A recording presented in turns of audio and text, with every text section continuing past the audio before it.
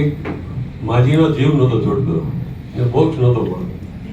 ઘરના બધા કંટાળી ગયા હતા. સલાહ દેવાળા હોય ને કે એક કામ કરો, ઘરના ગોરને બોલાવો અને ગંગાજળ આપો એટલે માજીને મોક્ષ મળી જાય. ગોરને બોલાવ્યા, ગંગાજળ પાયું, પણ તોય માડીને જોક્ષ તોય પાછો મોક્ષ મળે નહીં.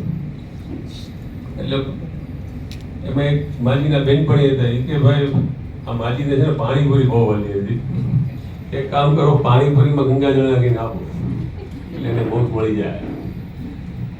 એટલે ગોર મહારાજે બિચારે પાણીપુરીમાં ગંગાજળ નાખ્યો, એ પાણીપુરી ખવડાવી તોય મળીને પાછો મોક્ષ ન મળ્યો. એટલે બિચારા ગોરે ટાઢા પડી ગયા. એટલે એને બેનપણી કહેવાય બીજી પાણીપુરી ખવડાવું તો કે નાની એક મસાલા પૂરી આપી દે. મસાલે પૂરી આપી દે મળી ગયો. એટલે ભૈરાવનો જીવ છે ને પાણીપુરી મજા ભરી મળે.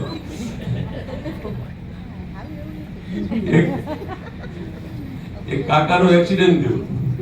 એક્સિડન્ટ થયો એટલે ડોક્ટરે કીધું ભાઈ તમારું ઓપરેશન કરવું પડશે અને અઠવાડિયું અહીંયા તમારે સારવાર માટે રહેવું પડશે, પણ જરાય ચિંતા ન કરતા તમારા માટે અમે 2 નર્સ રાખી દીધી. એટલે કાકા કે પૈસા જે થાય પણ નર્સ દેખાવડી જોઈએ. એટલે ઓલા ડોક્ટર કે કાકા આ ઉંમરે તમે આ બધું કે એમ નહીં તો જ મારે 2 છોકરા ખબર કાઢવા આવશે. એકે ડોકા એમ નથી. એક કાળો માણસ ઉપર સ્વર્ગમાં ગયો. એ વળી અપ્સરાને મન થયું કે ભાઈ તું નીચે કરતો હતો હું પૃથ્વી ઉપર, કે હું ટાઇટેનિક પિક્ચરનો હીરો હતો. એટલે ઓલી અપ્સરા કે ભાઈ તું ભલે અમે ઉપર રહીએ પણ અમને એટલી ખબર છે કે ટાઇટેનિકમાં જે બોટ છે ને ભળી નહોતી, ડૂબી હતી ગયો. કાળિયા તો કઈ વેચવી ફાકા મારી ગયો.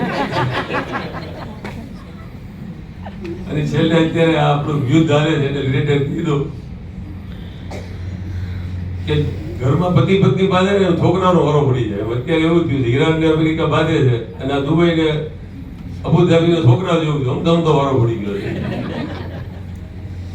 એક પેટ્રોલ પંપ ઉપર હમણાં બહુ ભીડ થઈ ને એટલે બોર્ડ બહુ સરસ માર્યું હતું. સ્કૂટરો બધા બહુ ગાડીઓ પેટ્રોલ પુરાવા ગયા અફવા આવી એટલે એને બહુ સરસ બોર્ડ માર્યું કે આ સરકાર ઉપર તમે ધીરજ રાખો અને વિશ્વાસ રાખો કે જ્યારે દારૂની બંધીમાં પણ આ સરકારે જો દારૂ ઘટવા નથી દીધો આ પેટ્રોલ ક્યાંથી ઘટવા દે.